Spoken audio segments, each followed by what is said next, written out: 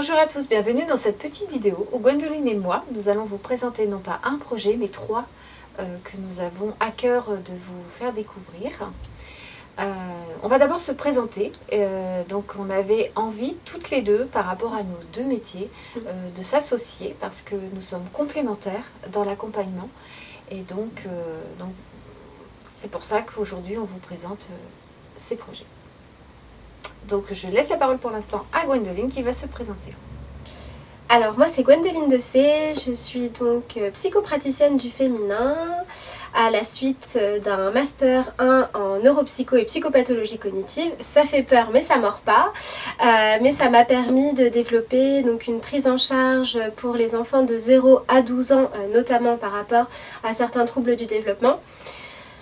Par exemple, entre autres, et surtout et actuellement par rapport à la prise en charge, donc principalement de la psychologie du féminin, parce que je me suis rapidement rendu compte qu'il y avait un véritable manquement par rapport à cette spécificité de fonctionnement qu'est la psychologie du féminin, et je propose donc une pratique un petit peu particulière parce que je travaille uniquement sur la découverte et l'identification, la conscientisation, appelez ça comme vous voulez, des archétypes du féminin. Donc ce sont des images, des facettes finalement de la personnalité féminine qui va conditionner notre mode de fonctionnement. Si un archétype est un petit peu trop imposant ou important, il va déséquilibrer le bien-être psychologique et ou d'ailleurs physiologique de la personne.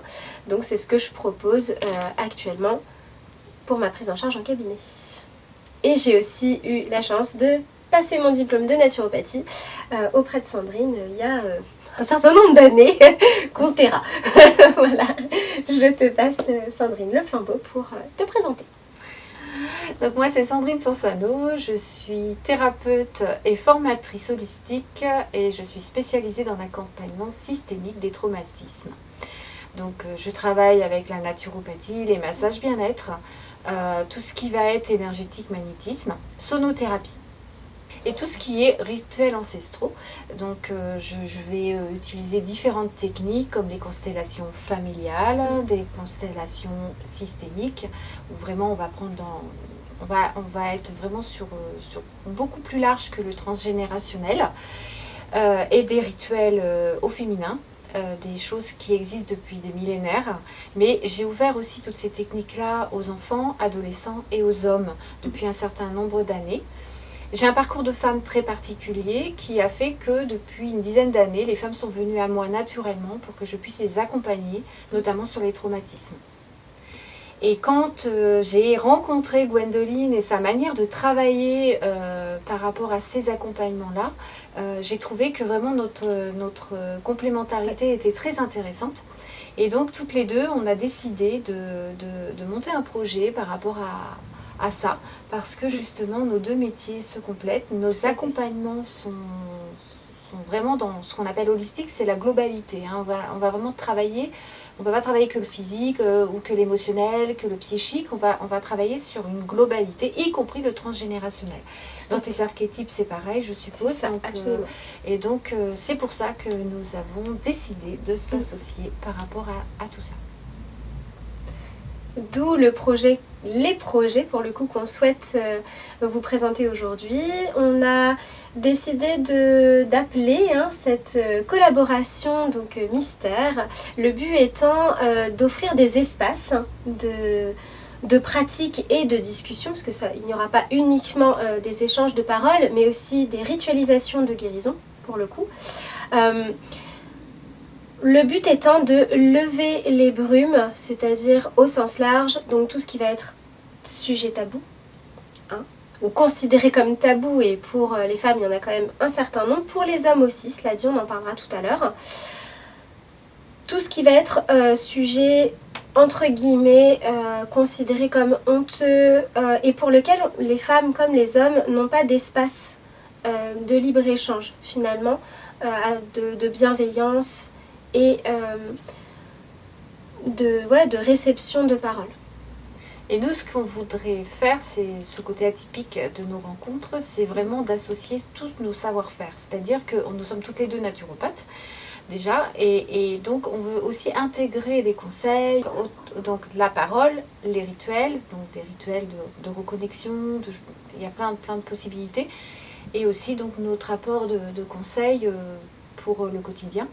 Et donc, c'est vrai que voilà, nos projets nous tiennent vraiment à cœur parce qu'en plus, on veut vraiment ouvrir pas qu'aux femmes. Et ça, c'est important. Tout à fait. De comprendre qu'il faut réparer les deux côtés, le féminin et le masculin. Exactement.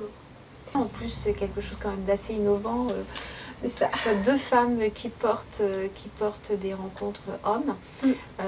Mais c'est vraiment important aussi que ça permet aussi cette fameuse réconciliation. Absolument. Je sais pas ce que tu en penses quand même. Tout à fait. Réconciliation qu'il faut aujourd'hui.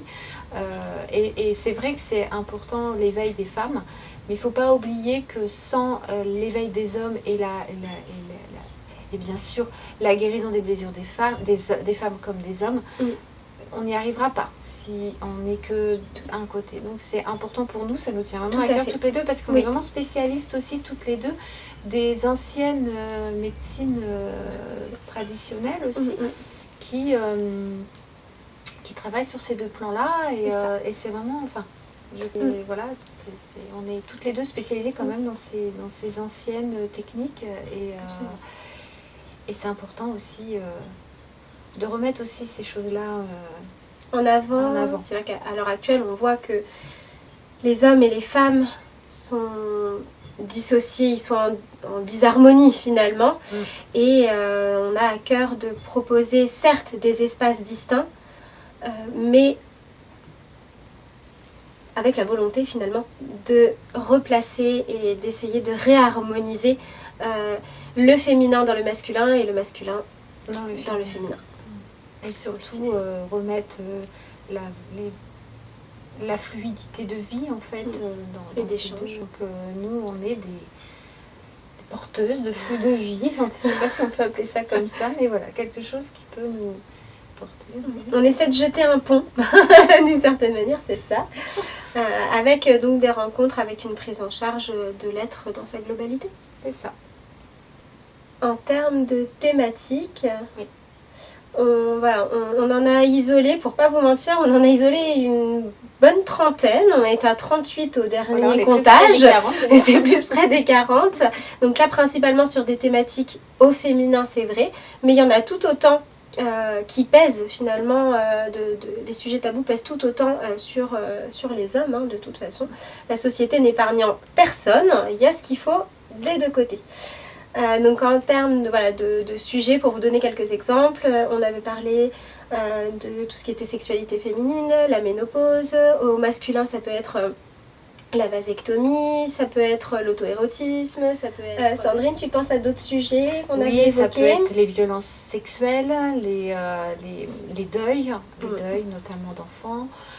Ça peut être des sujets aussi même du quotidien, où il y a des personnes qui font des burn-out, pas forcément professionnels, et qui sont seules face à ça, qui se sentent démunies. Ça peut être des sujets sur une reconnexion aussi au corps, le physique est très important aussi, des mal-être en généraux, mais vraiment des sujets tabous en fait, vus comme tabous en tout cas en France, et où il n'y a pas d'espace. Alors il y a des espaces qui se font, mais c'est souvent, la démarche est assez compliquée pour les personnes d'ouvrir les portes, et nous on aimerait ouvrir ces portes là à tout le monde en fait. Et par contre, alors on va détailler un peu plus après nos projets, mais ce sera entre femmes ou entre hommes. Pareil, ce sera ça.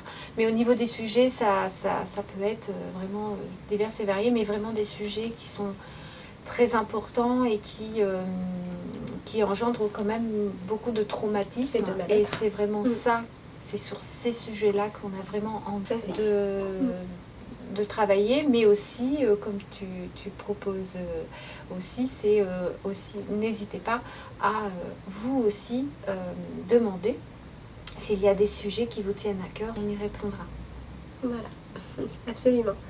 Donc l'idée du premier projet, c'est de vous proposer, donc là principalement pour mesdames, Donc, de proposer des espaces d'échange, des espaces de guérison autour d'un thème. On proposera un thème par mois. Donc pour l'instant, une rencontre. Effectivement, s'il y a plus d'inscriptions, bien sûr, on pourra proposer différentes dates, bien entendu. Dans un espace protégé et très cocooning, donc la yourte dans lequel on est actuellement.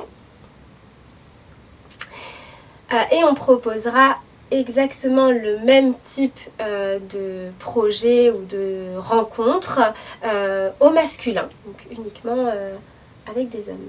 Et donc vous allez être peut-être étonné que ce soit des femmes qui proposent ce genre de rencontre pour les hommes. Et Gwendoline avait dit très très bien pourquoi.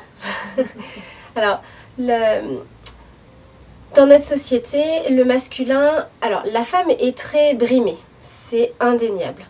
Mais le masculin est aussi énormément muselé parce qu'il y a beaucoup de pression qui repose aussi sur les hommes. Et le fait que ce soit des femmes, justement, qui mettent en place cet espace d'écoute, ça permet de rééquilibrer. L'homme a besoin de se sentir écouté aussi par le féminin. Parce que le féminin prend beaucoup la parole en ce moment et c'est extrêmement important, tous ces rassemblements, toutes ces rencontres au féminin. Le masculin a besoin aussi d'avoir sa place auprès du féminin et d'être entendu dans sa cause. Et c'est pour ça que ça nous tient à cœur aussi de proposer autant des rencontres au féminin qu'au masculin. Et justement, ça permet de ne pas cloisonner et d'ouvrir des espaces. Mais par contre, ce ne sera pas mixte, ces rencontres-là. Non. En tout cas, pour le moment, ça sera vraiment séparé. Et on a donc un troisième projet qui est très intéressant, c'est l'appel à témoins. Donc cet appel à témoins, donc on l'a regroupé par rapport à notre collaboration justement, parce que ça soit en holistique ou en thérapie systémique ou que ça soit en psychanalyse ou en psychologie, de toute façon, on avait à cœur de remettre l'importance, certes de l'échange aussi, mais de la conservation et du partage des mémoires et donc des témoignages. Donc ça sera des rencontres ou des ateliers, des rassemblements, appelez ça comme vous voulez, autour d'une seule personne, d'un témoignage. Alors soit d'un événement, soit d'une vie. Alors pourquoi ? Parce que nous sommes toutes le reflet les unes des autres et les hommes c'est pareil, nous avons tous des vécus qui vont faire écho au vécu d'une autre personne. Et c'est justement cette mise en lumière d'un vécu et surtout son écoute et sa réception par une autre personne qui peut aider justement à vivre certains moments en voyant comment les autres ont vécu ce moment-là. C'est important de comprendre que notre expérience terrestre, notre vécu, appelez ça comme vous voulez, ou en tous les cas notre passage sur Terre, ici, que ça soit physique, spirituel, peu importe, de toute façon les deux sont indissociables, sont une aide pour les autres quand on en fait une force. Donc ça nous permet, nous, de résilier, de guérir aussi, de faire d'une force un vécu parfois traumatique, et ça permet aussi aux autres d'avancer dans leur propre chemin de vie. Et que ce soit Sandrine avec son parcours de femme qui est marqué comme le parcours d'énormément de femmes. Voilà, Sandrine, elle en a fait une force, et ce qui a fait aussi que elle a pu partager ce vécu avec d'autres femmes qui ont vécu des choses similaires, et finalement elle a montré une lumière d'une certaine manière au bout du tunnel. Parce qu'il y a certains traumatismes qui ressemblent à des tunnels, dont on ne sait pas comment ou par quel miracle parfois on peut s'en sortir. Et effectivement, le vécu des autres nous permet de se dire, voilà, c'est possible. Et pour la personne qui le partage, c'est aussi son chemin de guérison. Oui, c'est important le partage et surtout on veut essayer d'ouvrir ces petites portes d'espoir en fait et qu'on redonne des petites paillettes de vie. Moi c'est comme ça que j'appelle. Des petites paillettes de vie dans le quotidien et que on peut y arriver en fait. Et ça, c'est notre objectif de vie à toutes les deux. Absolument. De montrer ce chemin-là. Ouais. Comme par exemple pour une maladie, voilà, les personnes qui écrivent des ouvrages sur la manière dont ils ont vécu leur cancer, alors que ce soit du cancer au féminin ou au masculin ou peu importe, mais ça permet justement aux personnes qui sont dans ce vécu-là à un certain moment de se dire c'est possible de s'en sortir. Tu parlais donc du cancer, évidemment, ça peut faire partie des Absolument. sujets, bien sûr, de nos rencontres, surtout les cancers qu'on appelle hormonodépendants, mais qui touchent le masculin ou le féminin. C'est ça. Et ça, ça marque d'autant plus les personnes. Et qui sont tabous aussi. C'est tabou, il faut reconnecter en fait à tout ça. Tout à fait. Il faut reconnecter à sa féminité, à son masculin, quand ça a été touché par la maladie. Et ça va engendrer aussi dans d'autres plans, on va dire, des blocages. Et donc, nous, notre objectif par nos deux métiers, c'est aussi de dénouer un petit peu tout ça. Donc justement, on en profite pendant cette vidéo-là par rapport donc, au troisième projet, donc, qui est le projet Appel à témoins. Si vous avez un vécu, alors soit une vie entière, ça peut arriver, soit un moment de votre vie que vous avez envie de partager pour vous, voilà, pour dépasser peut-être le stade de la honte ou de dépasser le stade de la tristesse, etc. D'en faire quelque chose, de l'utiliser pour vous et pour les autres. N'hésitez pas à nous interpeller, nous contacter. On va mettre en lien nos adresses mail respectives, nos numéros de téléphone aussi. On n'en abuse pas. Et on a aussi toutes les deux un site internet où on mettra les infos chacune de notre côté pour que vous ayez les infos au fur et à mesure. On va réexpliquer peut-être en détail ou différemment les projets. Et donc on annoncera au fur et à mesure les thèmes. Alors certainement à l'avance, oui, je pense. Pour l'instant, nous allons organiser ces projets-là sur Blois, dans la yourte, parce que vraiment le lieu est propice. C'est vraiment un cocon de bien-être, de sécurité. On a l'impression d'être ailleurs, on voyage même dans cette yourte, et on se sent surtout dans les anciennes civilisations, les lieux de rencontre étaient dans des lieux ronds. C'était des tipis, des yourtes, et c'est pas anodin en fait par rapport à ça.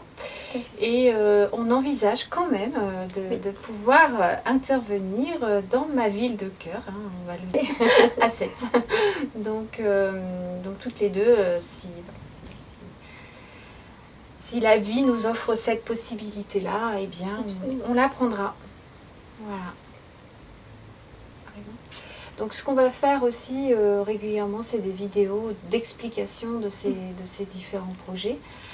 Déjà 3 vidéos différentes pour les 3 projets, sachant que les deux projets hommes-femmes sont similaires, mais les thèmes ne sont pas les mêmes non plus, parce qu'on va aborder des choses complètement différentes, que ce soit le masculin ou le féminin. Voilà. Donc, on remettra nos 2 parcours plus en détail à certains moments si vous avez besoin. Si vous avez des questions aussi, n'hésitez pas à nous en faire part, que ce soit par message ou en commentaire. Et puis on vous laisse revenir vers nous, et nous on va revenir vers vous plus précisément d'ailleurs, parce que c'est nous qui allons revenir vers vous avec les dates. Les dates, les vidéos. Les vidéos. Et on vous souhaite une belle journée.